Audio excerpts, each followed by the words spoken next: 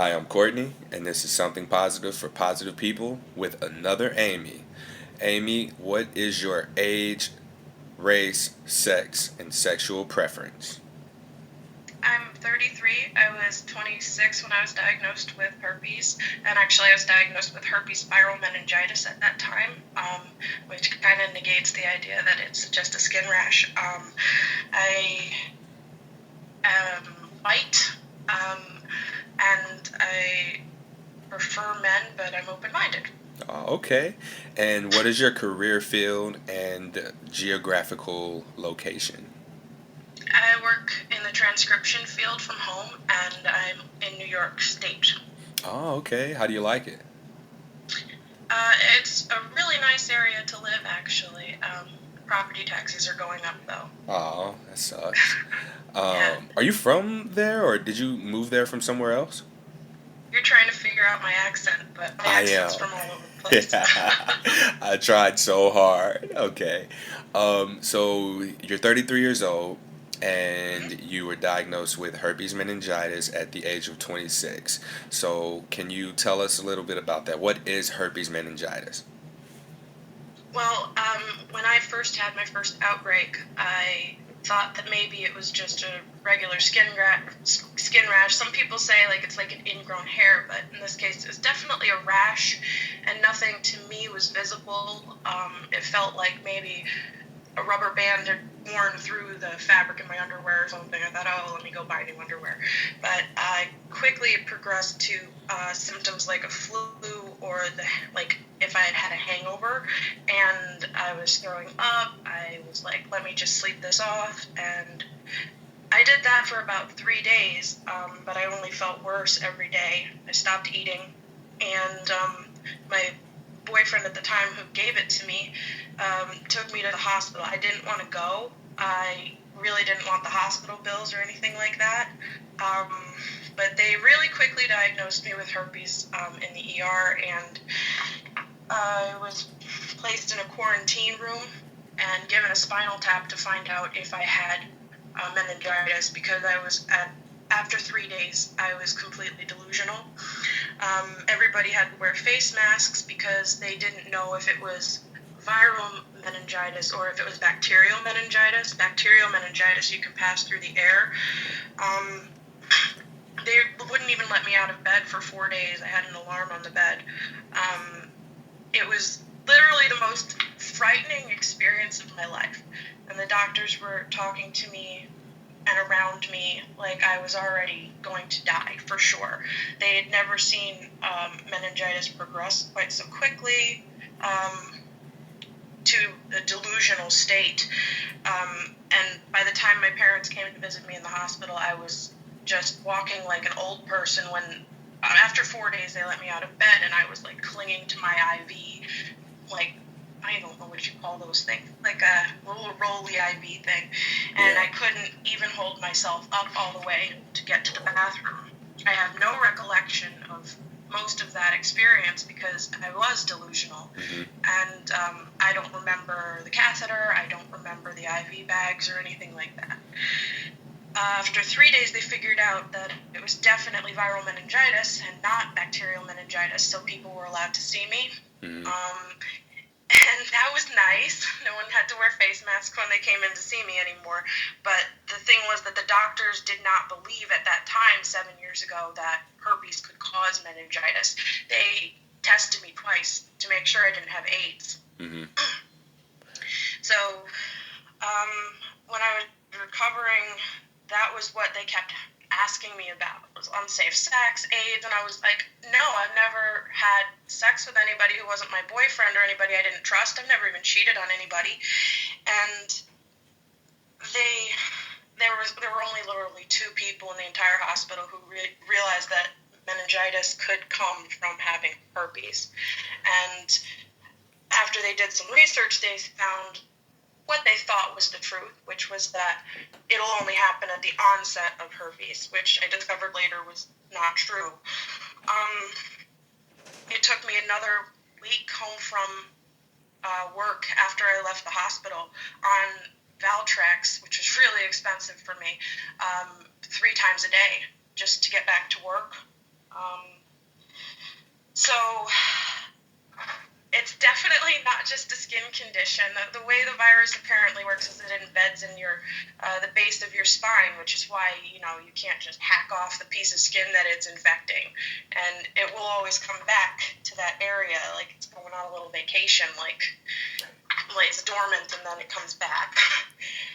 So that was really, really scary. And obviously, you're having these thoughts when you first get diagnosed. Anybody is that you're not going to find somebody who's ever going to love you again. You're somehow, unattractive. Yeah. And it's funny that people place so much of their identity in their sex life to me at this point after 7 years.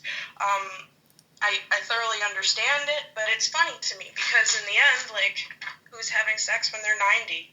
I don't know if they're lucky. Hey, you'd be surprised. You'd be surprised. You go to some of these old people homes. But real quick, going back on the meningitis before we move forward. So, the herpes caused meningitis. Is that correct? Exactly. Yeah. Okay. And actually, I believe that that's on the rise. I've heard many other instances since then. And when I was hospitalized again last year for the same thing, they determined that it wasn't just herpes viral meningitis anymore. It was a special thing called Mollaret's meningitis, which is a reoccurring form of meningitis, usually linked to herpes, which occurs in somebody with a specific genetic predisposition. And basically, it's going to, as I get older, result in seizures and epilepsy. Okay. Now, with that, I mean, so they were able to treat it, but there's not like a vaccine, there's not a cure. No. They were just, no. All you got was pain medication. What are some of the symptoms that you had? I had an excruciating headache. By the time it had gone on for 3 days, every time I took a step, it felt like someone was punching me in the back of the head. Mm-hmm. And I was completely disoriented.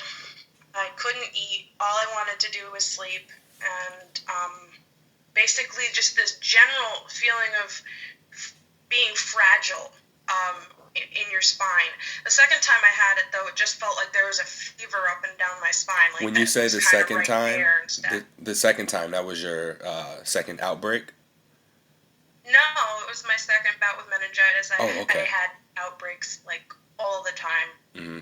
I'm for some reason just particularly predisposed to this. Okay.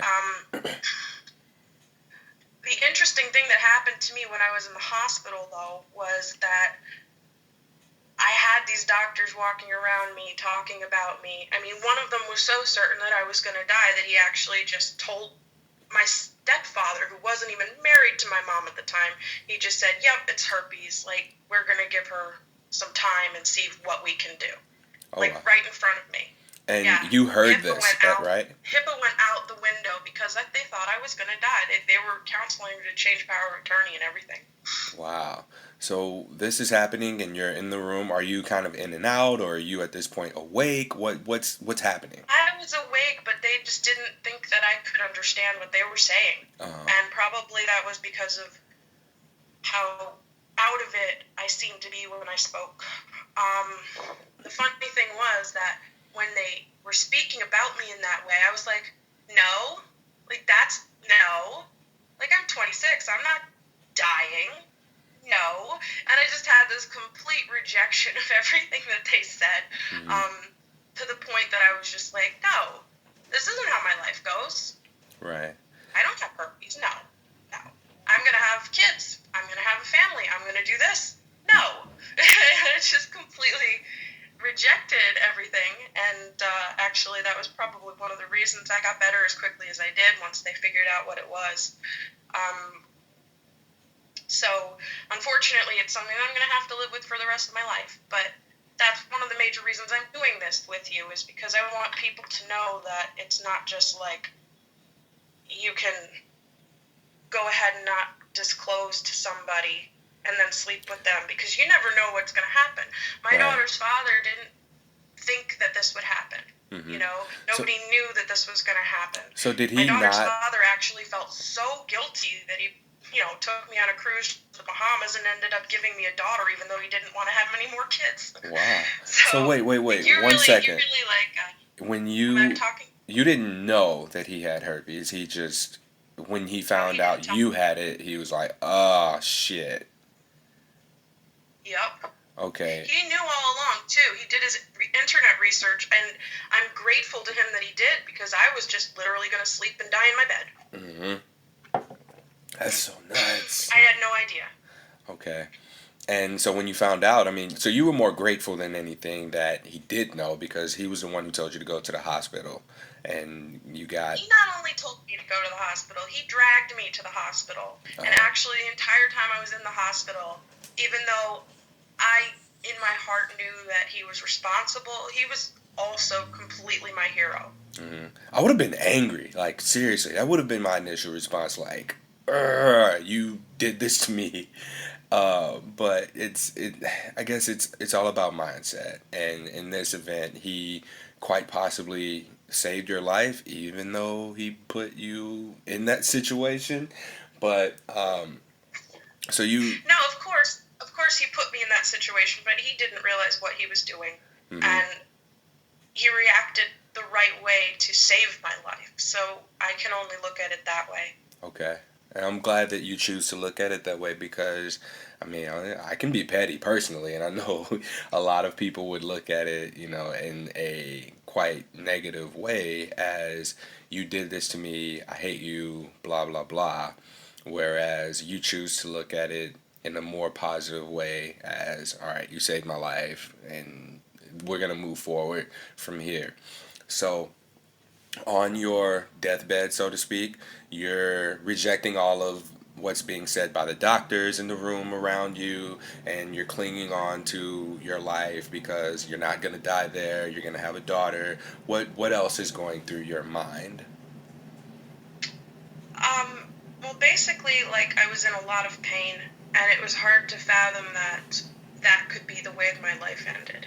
Yeah. Um, and it's kind of a darker conversation, I think, than you usually have to have this particular um, situation on it, like where somebody does nearly die. But I've, since this happened, found that like an increasing number of people that I know have had to go through this. I actually had a friend from college have his daughter die. His infant daughter died from somebody kissing her. Wow. And I It's all didn't. about whether or not your immune system is weak. Uh huh. And babies are weak, so don't kiss babies. Like, Yeah. And everyone wants to kiss babies. Like politicians run around kissing babies. yeah, well, Like that's a I guess thing. that's the proof that your politician doesn't have herpes. Great. Maybe that's what they're trying to tell everybody with that. Oh my gosh. So, you're right about that, though. I haven't heard of many cases of people being in excruciating pain upon diagnosis. Hannah, on a previous episode, she did have pain. I don't think that it was herpes meningitis, though. This is probably something I can follow up with her on just to ask There's her. neurological pain to it. Hmm.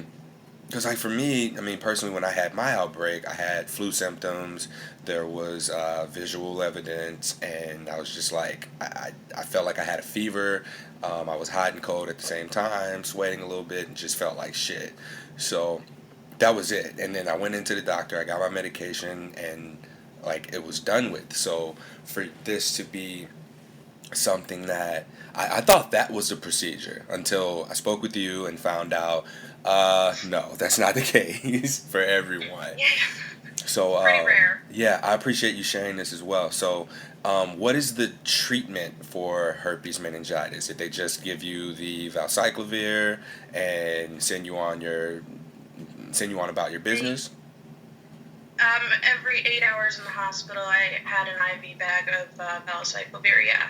Mm. Which, interestingly enough, if you ever had to go through that, it doesn't go into your skin well. Like, it doesn't go into the vein well. It tends to clot up the vein.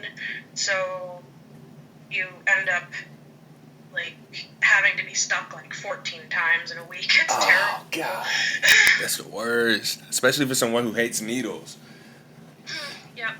All right. So, when you get out of the hospital finally, um, what's next? What's next for Amy after going through this excruciating pain, being on her deathbed, so to speak, and having to go back home to the real world to her then boyfriend who put her in that situation, who she chooses to look at as her hero for saving her life?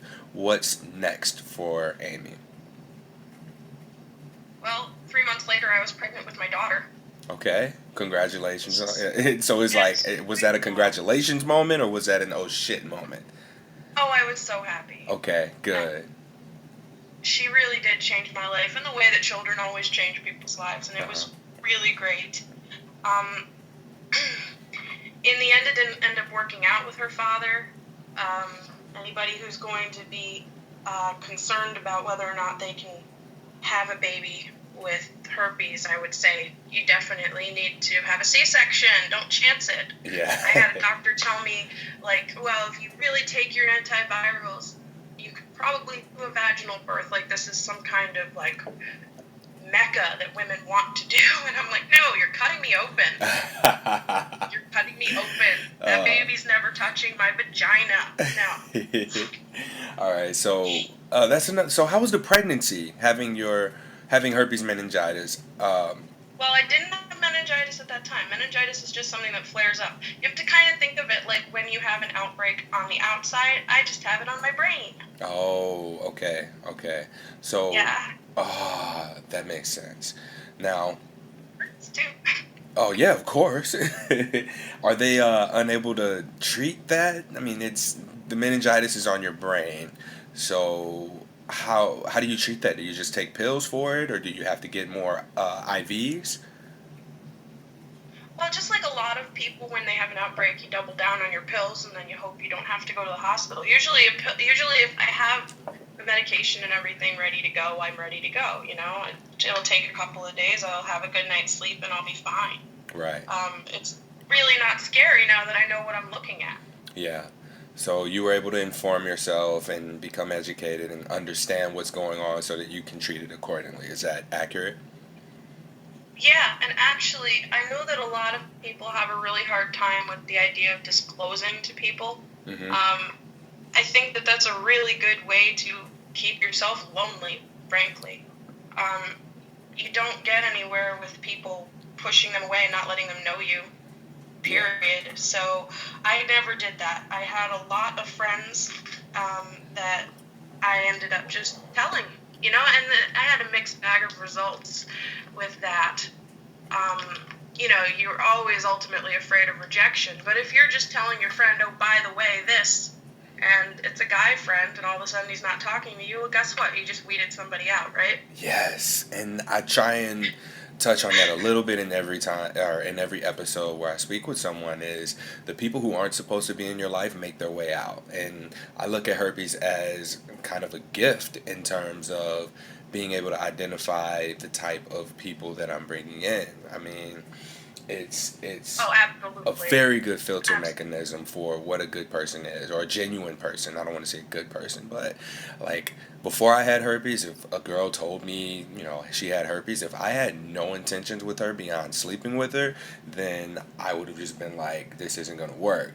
Whereas if, I'm looking to really pursue something with her and I feel like we have a lot in common and we could potentially have a future together, um, at that point in time, I would have more than likely been open to some sort of a discussion and educating myself and seeing how we could move forward. But, now that I've been dealing with it and educating myself and talking to more people about their own personal experience, it's shown me that in being vulnerable with people with something like this, because it's very hard, it's tough, it's difficult to disclose to people. And the more close friends that I've told, fortunately I haven't had any friends disown me or anything. If anything, they ask questions. Like, I've had people close to me just be like, well, why'd you I'm more upset that you took so long to tell me. Like, why did you feel like you couldn't tell me? And it's just something that it's you're so ashamed of, or due to the stigma around it, like you're completely disgusting for having Oh, yeah, that's herpes. media. Yeah, and I mean that's not really the case. And I did an interview, the interview that I did right before this one with Melanie. She had HSV-1, and she'd tell people, "Oh, it's a cold sore. It's cold sores. And people would be okay with that. But when, well, that episode you'd have to listen to. I'm starting to ramble a You little obviously bit. haven't posted it yet either. No, because this was back to back. Like, as soon as I got done with her, we wrapped up. We talked about like going back for another episode on a different topic, but immediately after that, I knew that you only had a certain window of free time, so I wanted to make sure that I got you on here. But Yeah, otherwise you just have my kids in the background. right. So Junior, well, I don't want to call him Junior, but the little guy's down napping right now, right? Well, it's bedtime for him, yeah. Oh, I forgot you're on East Coast time. Okay. Um, so to get out of the rambling, um, you, how do you deal with it now? So you've been diagnosed, and you got your treatment for it, Honestly, it doesn't. educated. I can't even say that it really affects me very much, except that I'll pop that out there whenever I think somebody I'm not interested in is too interested in me. You know, I meet somebody and I can tell that he's interested in me, and I'm like, oh, buddy, you're barking up the wrong tree here, and here's why. And it's really great at running some people off if you put it in the context of like, hey, you don't want any of this. But if I put it in the context of like, I really like you, but I should tell you this. A lot of guys are really understanding. Mhm. It's surprising to me. Like, I could tell you some of the times that I've had to disclose to people that were interested in me. Like right after my daughter's father and I broke up, I had a longtime friend from college who was like, "Hooray, you're back on the market. Come hang out." Blah blah blah. So and So wait, he go got. back after the blah blah blah blah blah. You started to cut out a little bit. Oh, I'm sorry about that. Let No, me you're sit good. closer to my router. No, So you're fine. he was hanging out with me a lot. Like he was making an effort to come up from the city. He was a real, up and comer with a lot of different things down there. He really had his stuff together, and Yeah. I admired him. But I was like, I'm not going anywhere with this unless you know about this. So the funny thing was that we've been friends a really long time, and he disclosed to me first that he had chlamydia. Mhm. And Wait, the interesting chlamydia's curable though, right? And it was. He cured it. Okay. But he wanted to tell me this story about himself. For whatever reason, he was very dramatic, talking about how his girlfriend didn't accept it very well. She apparently sliced up her legs. Like, she felt so disgusting. And I was like, well, you cured it. Good, right? Wait, I'm sorry. What? She sliced up her legs? Why would she do that? Because she felt that ugly. Over chlamydia, something that is curable. So wait, like where he touched her at, or what? Because that seems really crazy. No, just like she was a self-harmer, I guess, and she decided Oh, she that cut she herself. felt so bad. Yeah. And I was Oh. like, well, now is a perfect time for me to tell you all about herpes. Yeah. And I did. And he ghosted on me. Oh, he ghosted And you? I don't blame him. Yeah, he totally ghosted on me. And I don't blame him either. And that's something I wanted to get out there too, is that if somebody's not interested because you have herpes, it's not about you having a problem. It's about them wanting to protect themselves from having a problem. You know? Yeah. That's something that everybody has a right to do. Correct. A lot of us would have made that choice before we had herpes to say, okay, Totally. maybe I'm not going to go out with the person who has herpes. Yeah. Yeah. And who are we to feel hurt about that now? Mhm. It's honestly, to me, it was like, okay, fair enough. I had another friend of mine who was a fundamentalist Christian, and I decided to run him off straight off the bat, saying, hey, guess what? I got herpes. I'm going to go to church with you. And he came to me actually like 3 months later and said that he had, what is it? The one that's like, it starts with a T, like trick something? Trichonemia? Something like that, yeah. Wait, And I have my laptop felt, up. yeah. he felt so badly about himself for that he felt that God had punished him. And I was able to talk to him. I was like, listen, you are the same person you were as you had this diagnosis. Nothing about you has changed. You can go and get this cured. And he's like, I don't know if I want to get it cured. Maybe it's my role to, the pleasures of the flesh, as he put it. It was very funny. Don't get me started. Yeah, no, people really think that way. And no, it's not your role to be a martyr for anything like that. It was a mistake. Get over it if you can. And a lot of people can even get over herpes. So please, by all means, if you have something that's curable, get it cured.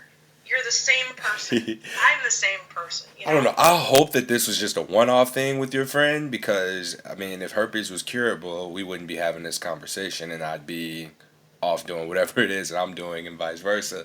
But as far as, something that is uncurable goes, you're absolutely right in being able to, in disclosing and being able to give people that choice, and not everyone's going to be accepting to it. And I think that that's something as a person that we have to make sure that we look at ourselves and be like, okay, this isn't, my fault that they don't accept me. This doesn't make me any less of a person by any means, just because they aren't open to getting to know me more or pursuing anything further with me. It's just that person where they are in their lives, and if we had the choice again, we'd probably decide not to put ourselves at risk.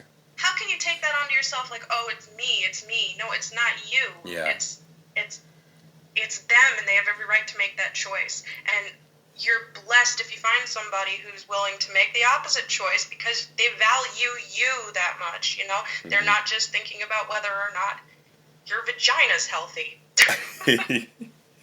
Healthy vaginas are always nice. Anyway, so what is our takeaway here?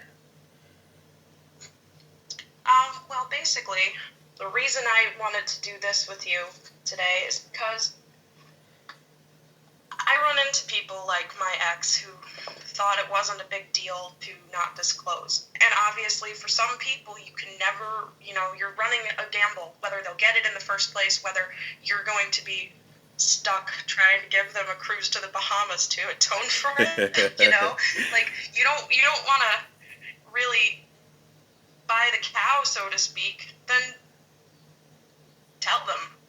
Mm-hmm. Tell them first. And I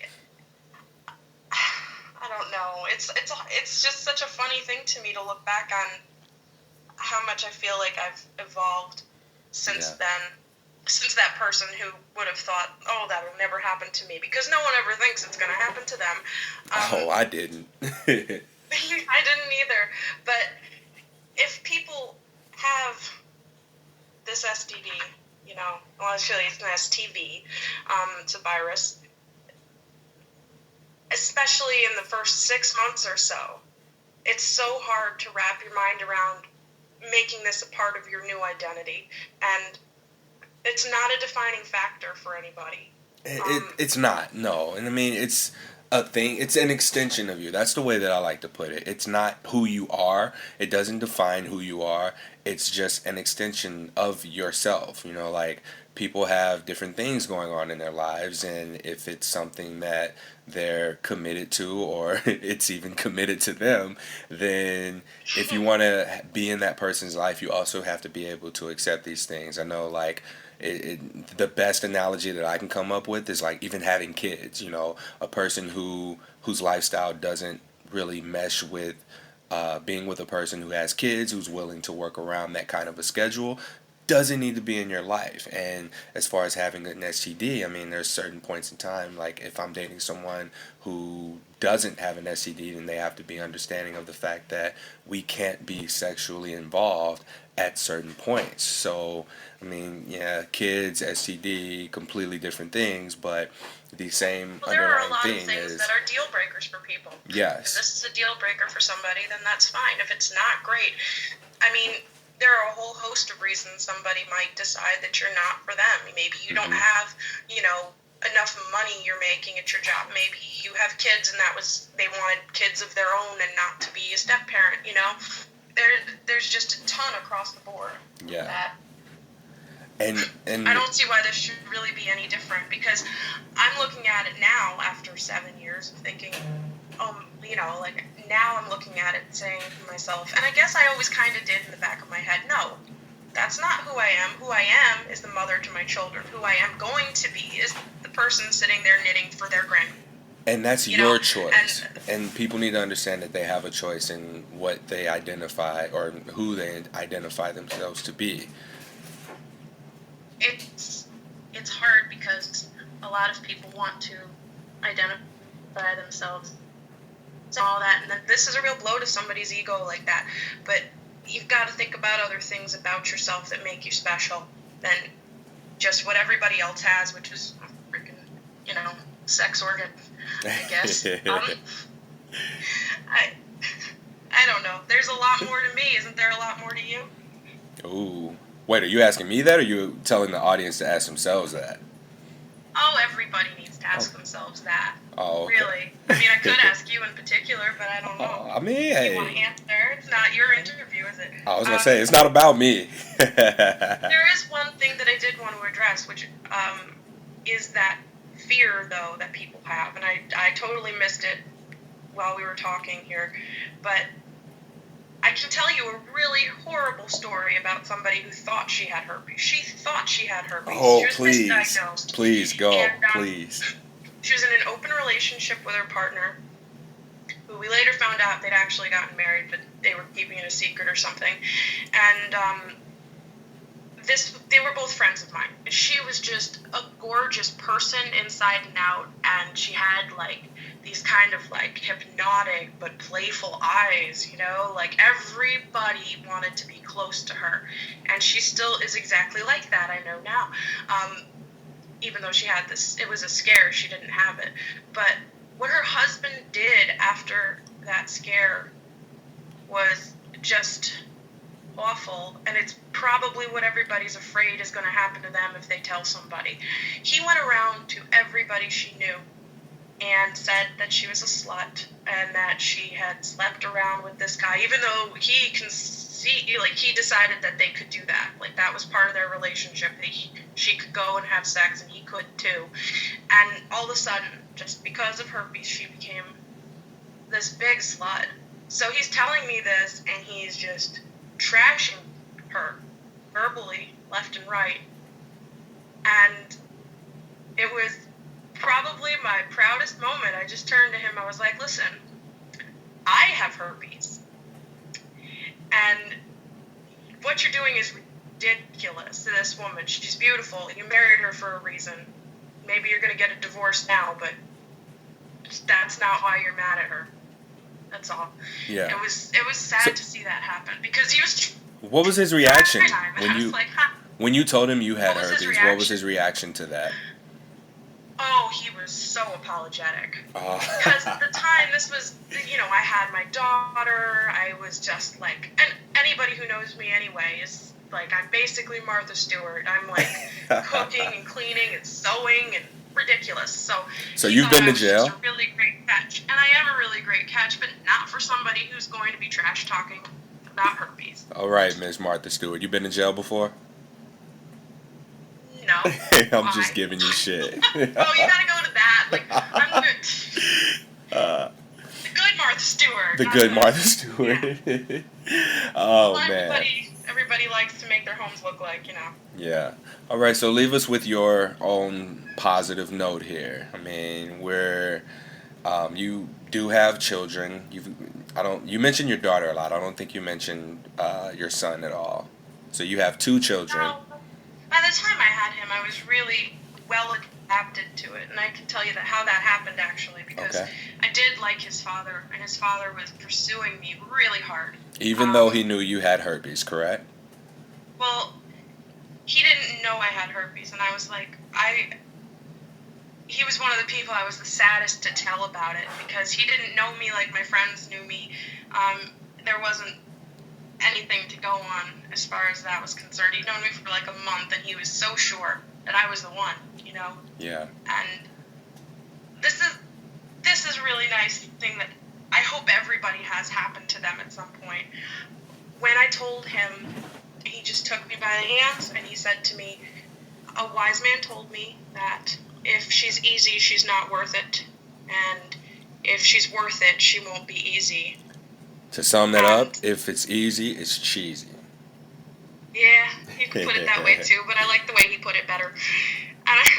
Because that was really important to hear, that I was, in his mind at least, still worth it. Mm-hmm. And someday everybody can have that, whether they find somebody who has herpes too, or whether they find somebody through disclosure that is okay with it and accepts them and loves them anyway. Right.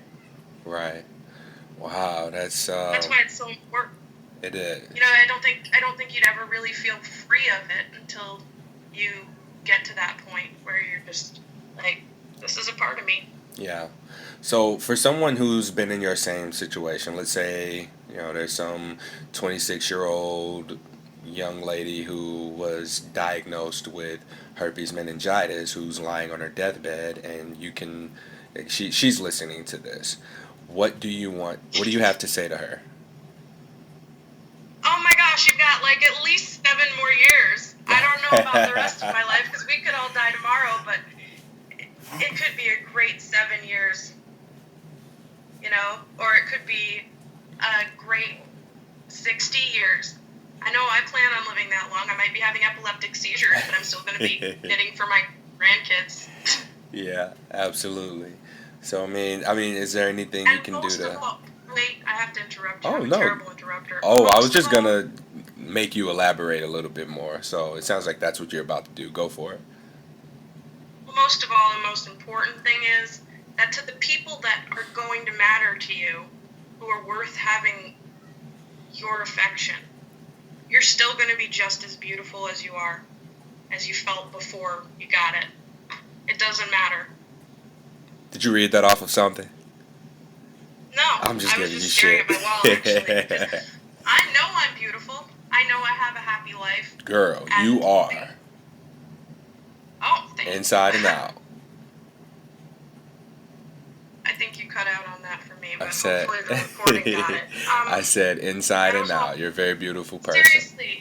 Seriously, when I'm 86, is anybody going to be fucking me, or am I going to be knitting watching PBS? I mean, if you're in the right nursing home, maybe. I don't know. I don't know if I'll feel that way anymore. By the time maybe I will. Who knows? But it's just such a small part. It's such an important part of your identity when you're in your 20s. I get that. Yeah. But it's not who you are. Right. It's just what we were born with, and it all fades anyway. Okay. Well, Amy, I really, really appreciate you taking the time and sharing your story about herpes meningitis and leaving us with a positive message of, it's not, your life isn't over. You've got at least, what did you say, 7 more years? Well, I at least have had 7. I'm just saying, probably not a lot of people are going to nearly die from this. I actually did nearly die from this twice now, and counting. But it's really not going to kill you. It'll make you stronger. Mm-hmm. And how did it make you stronger? I mean, besides, realizing I'm not dying here, I'm going to do these things when I get off of here. Because we talked about this before we actually recorded. When you were on your deathbed, you realized, oh my God, I want to do this, I want to do that, I want to do this. And then, voila, you're out of the hospital. It galvanized me to go out and do the things that I decided I wanted to do. The only thing... Uh-oh. Wait. The last thing I heard you say was the only thing, and then you kind of cut out. And the only thing that was on my mind that I wanted to do was definitely have kids.